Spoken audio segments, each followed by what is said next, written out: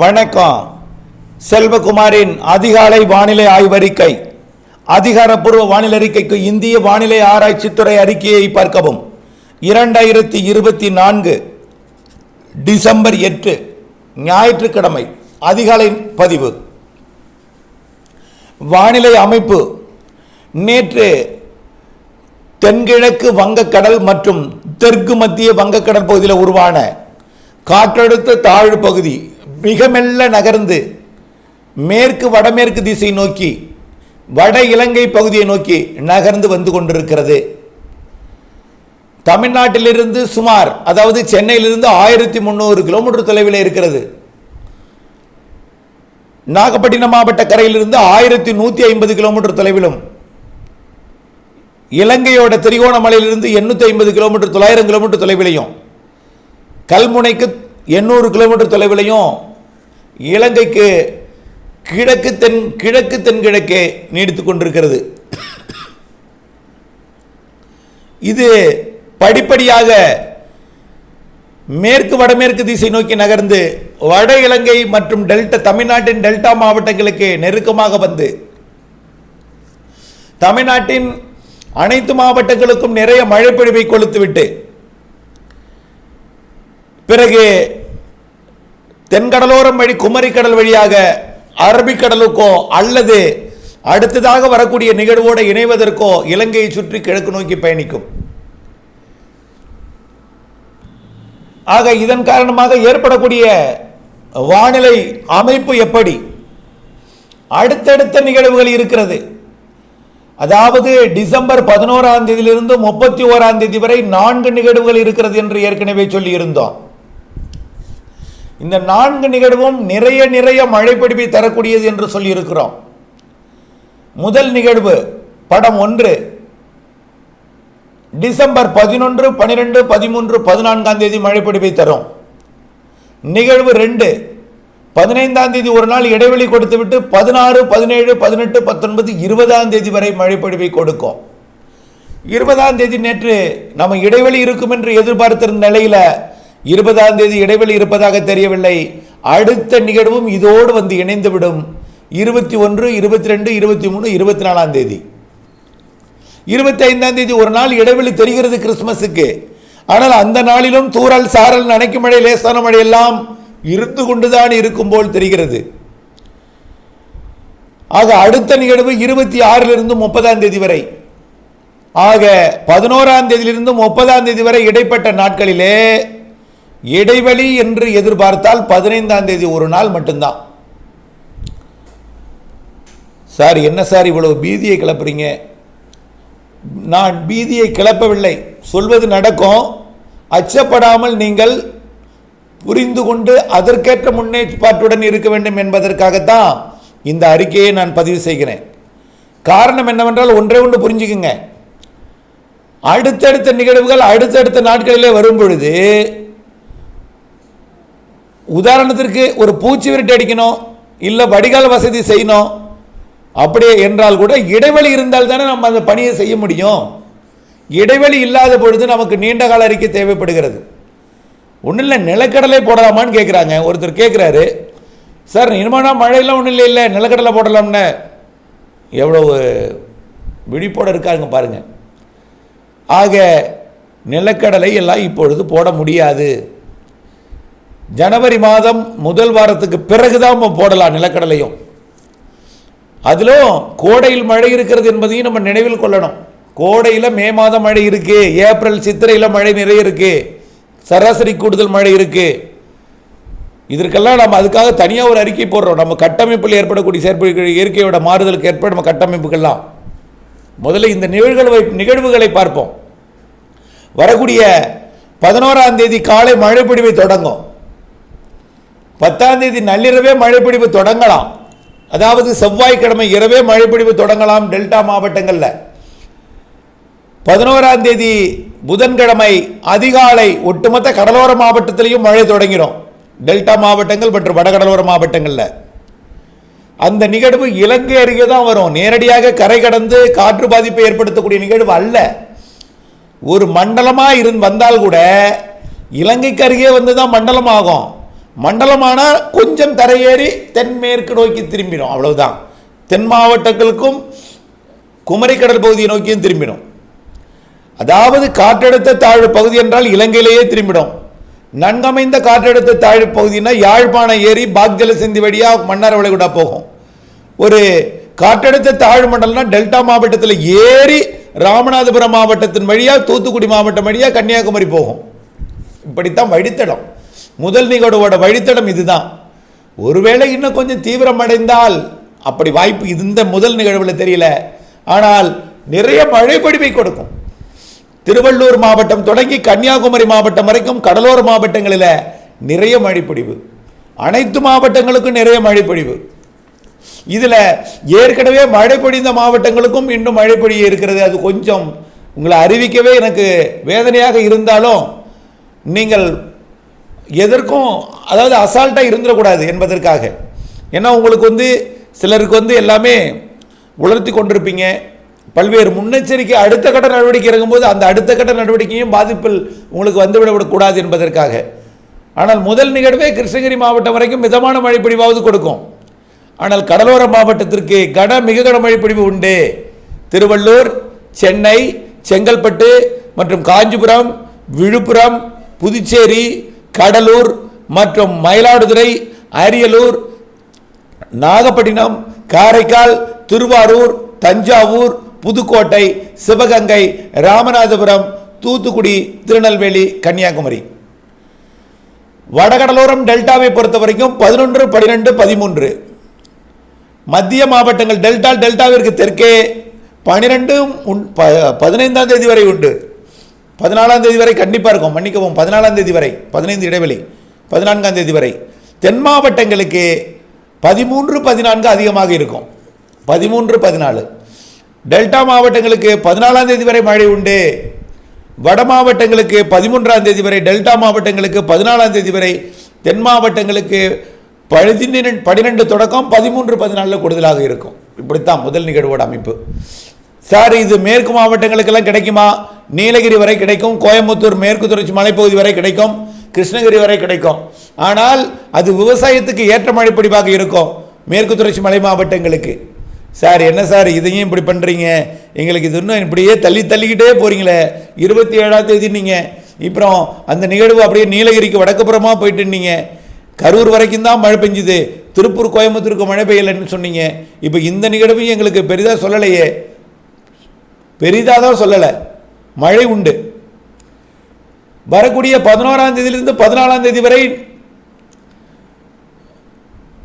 கோயம்புத்தூர், திருப்பூர் மற்றும் எல்லா மாவட்டங்களுக்குமே எல்லா மாவட்டங்க எங்கள் மாவட்டம் சொல்லலன்னு சொல்லாதீங்க, எல்லா மாவட்டத்துக்கும் மழை உண்டு. முதல் நிகழ்வை விட்டுருங்க. கடலோர மாவட்டங்களுக்கு தான் கொஞ்சம் பாதிக்கும் மழைப்பொழிவாக தெரியுது. டெல்டாவிற்கெல்லாம் வடகடலோரமோ தென்கடலோரமோ மேற்கு தொடர்ச்சி மலைக்கு அளவான மழைப்பொழிவை கொடுக்கும். ஆனால் மழை இல்லாமல் போகாது, கூடுதல் மழைப்பொழிவுக்கும் வாய்ப்பு இருக்குது. இரண்டாவதாக வருவது நிறைய மழைப்பொழிவை தரக்கூடியது. மழைப்பொழிவு இல்லை என்று சொல்லுவது, அதாவது இல்லை என்னால உண்மையை சொன்னால் ஒரு சில பேர் பயப்படுறாங்க, உண்மையை சொன்னால்தான் ஒரு சில பேர் நம்பிக்கை ஏற்பட்டுக்கிறாங்க மழை பெய்யுன்னு. ஆனால் நீங்கள் ஏற்படுத்தி கொண்டிருக்கூடிய நம்பிக்கை, நீங்கள் முன்னெச்சரிக்கை எடுக்காவிட்டால் நீங்கள் ஏரி குளங்களை நிரப்ப வேண்டும் என்று எதிர்பார்த்து கொண்டிருக்கிறீர்கள். பல தென் மாவட்டங்கள்லையும் மேற்கு மாவட்டங்கள்லையும் பல மாவட்டங்களில் எங்களுக்கு எவ்வளவு வெள்ளம், எவ்வளவு பாதிப்பு, எவ்வளவு மழை பெய்தாலும் எங்களுக்கு எந்த பாதிப்பும் தராது என்று சொல்லிக் கொண்டிருக்கூடிய மாவட்டங்களுக்கும் சரி, இயற்கையை ஊத்தங்கரை கணித்தார்களா? தமிழ்நாட்டிலேயே மிக உயர்ந்த இடம் கிருஷ்ணகிரி மாவட்டம். அதனால தான் காவிரி எல்லாம் டெல்டா மாவட்டத்தை நோக்கி பாய்ந்தோடி வருகிறது, கிருஷ்ணகிரி தருமபுரி மாவட்டம் வழியாக. ஆக அந்த கிருஷ்ணகிரி மாவட்டத்தின் ஊத்தங்கரைக்கே ஒரு அல்லாட்டு கொடுத்து ஒரு ஆட்டி படைத்து விட்டது. இதெல்லாம் நீங்கள் நினைவில் கொள்ள வேண்டும். நான் எதற்காக மழை பொழிவை ஒரு அளவாக சொல்லி கொண்டிருக்கிறேன் என்று, அதற்காகத்தான் உங்களுக்கு வரைபடத்தையும் உங்கள் நம்பிக்கை வருவதற்காக வரைபடத்தையும் இணைத்திருக்கிறேன் என்பதை புரிந்து கொள்ளுங்கள். நம்பர் 1. நம்பர் 2 16ஆம் தேதியிலிருந்து 20ஆம் தேதி வரை அந்த நிகழ்வானது கண்டிப்பாக டெல்டா மாவட்டங்களுக்கு ஏறி தென் மாவட்டங்கள் வழியாக அரபிக்கடல் போகும். சார், எல்லாமே வட இலங்கை டெல்டா மாவட்டம் ஒட்டி தாங்க வரும் எல்லா நிகழ்வுமே. அதே மாதிரி தான் கடல் வெப்பம் இருக்கிறது, கடல் நீரோட்டம் இருக்கிறது. ஆக டெல்டா மாவட்டங்களுக்கும் வட இலங்கை பகுதியும் வரவேற்கும் பகுதியாக இருக்கிறது கடல் வெப்பம், கடல் நீரோட்டம். ஆக அனைத்து நிகழ்வுமே வட இலங்கை வரும், டெல்டா மாவட்டங்களை ஒட்டி வரும். காற்று அச்சம் வேண்டாம். கஜா புயலை நினைத்து அச்சப்பட்டு கொண்டிருப்பவர்கள் ஒரே ஒன்று, பெஞ்சல் புயலும் புயல் தான். அங்கே எங்கே மரத்தை முறித்தது, மரத்தை சாய்த்தது, ஆட்டியது, அது ஒரு பெரிய பிரச்சனை இல்லை. ஏன்னா ஈரம் அதிகமாக இருந்த காரணத்தினாலே. ஆகவே உடனடியாக நீங்கள் பெரிய புயலுக்கு சென்று விடக்கூடாது. பெஞ்சலும் புயல் தான், அதிலையும் பூ யாயில் என்ற எழுத்து இருந்தது. ஆகவே பெஞ்சலும் புயல் தான். அவர்கள் என்ன பயப்பட்டார்கள், அச்சப்பட்டார்களா? நமக்கு தேவை இப்பொழுது தண்ணீர், தண்ணீருக்கு முன்னெச்சரிக்கை, மழை பொழிவிற்கு முன்னெச்சரிக்கை, நிறைய மழை பொழிவு பொழிய போவதற்கு முன்னெச்சரிக்கை தான் நமக்கு தேவை இப்பொழுதைக்கு. காற்று அச்சம் துளியும் வேண்டாம். பெயர்தான் புயல், வேகம் ரொம்ப குறைவு என்பதை புரிந்து கொள்ள வேண்டும். எதுவாக இருந்தாலும் முதலில் 2 வருவது அது தாழ்வு மண்டலம், ஆழ்ந்த தாழ்வு மண்டலத்தோடு நிறைவடைந்துடும்.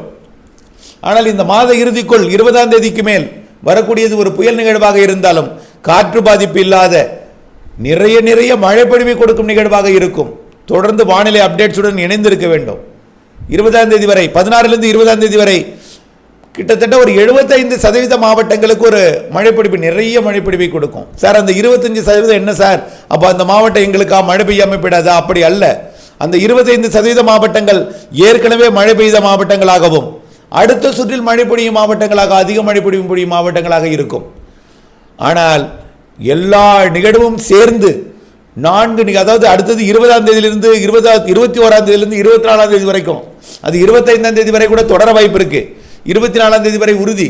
அடுத்த நீங்கள் 3ஆவதாக வரக்கூடிய நிகழ்வு 20ஆம் தேதி, 21ஆம் தேதியிலிருந்து 24ஆம் தேதி வரை, அது வலிமையான நிகழ்வு.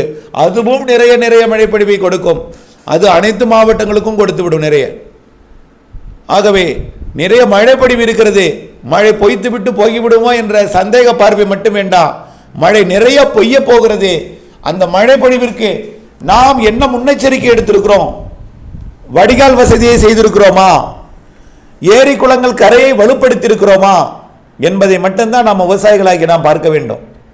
ஆகவே நீரை தேக்க வேண்டும் என்று, மழை பொழிய வேண்டும் என்று, நீரை தேக்க வேண்டும் என்று நினைத்துக் கொண்டிருப்பவர்கள் அதிகமான நீர் ஏரிக்குள் தேங்கினால் என்ன ஆகும்?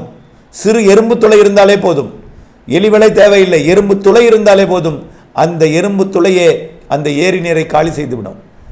ஆகவே அப்படித்தான் வட மாவட்டங்களில் ஏரிகளில் நீர் தேக்க வேண்டும் என்று ஆசைப்பட்டவர்கள் பாவம், ஏரியில் தண்ணீரும் இல்லை.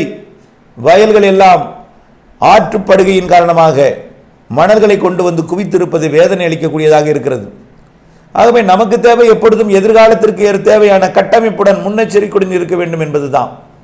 ஆகவே காற்றச்சம் போக்கி அடுத்தடுத்த நிகழ்வுகள் டிசம்பர் இறுதி வரை, இறுதி நிகழ்வு எது? டிசம்பர் இறுதி, அதாவது கிறிஸ்துமஸுக்கு அப்புறம் வரக்கூடிய நிகழ்வு இலங்கை கடந்து மன்னார் வளைகுடா வந்து தூத்துக்குடி மாவட்டத்தை ஒட்டி வரக்கூடிய நிகழ்வு, அல்லது குமரி கடல் பகுதியை ஒட்டி வரக்கூடிய நிகழ்வு, அல்லது வட இலங்கை கடந்தே ராமநாதபுரம் மாவட்டம் வழியாக மன்னார் வளைகுடா நிகழ்வு. ஆகவே எல்லா நிகழ்வும் இலங்கை கடந்து டெல்டா மாவட்டங்கள் தென் மாவட்டங்களுக்கு வரும். டெல்டா மாவட்டங்கள் இலங்கை மற்றும் தென் மாவட்டங்களுக்கு அமைந்து கொண்டு சென்னை வரை எட்டிப்பிடித்து மழைப்பொழிவை, திருவள்ளூர் வரை எட்டிப்பிடித்து மழைப்பொழிவை கொடுக்கும், கிருஷ்ணகிரி வரை, பெங்களூர் வரை எட்டிப்பிடித்து மழைப்பொழிவை கொடுக்கும் என்பதை நீங்கள் நினைவில் கொள்ள வேண்டும். தொடர்ந்து தேவை உங்களுக்கு கட்டமைப்பில் முன்னெச்சரிக்கை. கண்டிப்பாக மழைநீர் சேகரிக்க ஆசைப்படுபவர்கள் மழைநீர் சேகரிக்க கரைகளை பலப்படுத்த வேண்டும். அதே போல உங்களுடைய வடிகால்களை ஆரம்பத்திலிருந்தே சரி செய்து வைத்துக் கொள்ள வேண்டும். குப்பைகள் அடைக்காமல், அதாவது மாசு இல்லா வடிகால், தூசி இல்லா வடிகால், அதாவது இப்பொழுதிலிருந்தே உங்களுடைய குப்பைகளை பாதுகாத்திடுங்கள். சாலையில் கொட்டாதீர். சாலையில் கொட்டினால் சாக்கடை அடைப்பு ஏற்படும். தயவு செய்து மாநகராட்சியாக இருந்தாலும், நகராட்சியாக இருந்தாலும், ஊராட்சியாக இருந்தாலும் துப்புரவு பணியாளர்கள் மக்கள் அளவிற்கு இல்லை. ஏனென்றால் நீங்கள் 1000 குப்பையை போட்டால் 1000 குப்பை அள்ளுவதற்கு அவர்கள் மிகவும் சாதாரண விஷயம் அல்ல. அள்ளுவதற்குள் மழை வந்துவிட்டால் சாக்கடையை போய் அடைத்துவிடும். தயவு செய்து சொல்கிறேன், குப்பைகளை சாக்கடையில் அடைக்கும்படி தெருவில் கொட்டாதீர். பாதுகாப்பாக சேர்த்து வைத்து அவர்களுக்கு வழங்குங்கள். அவர்கள் உங்களுடைய உற்ற தோழன் என்று நினையுங்கள்.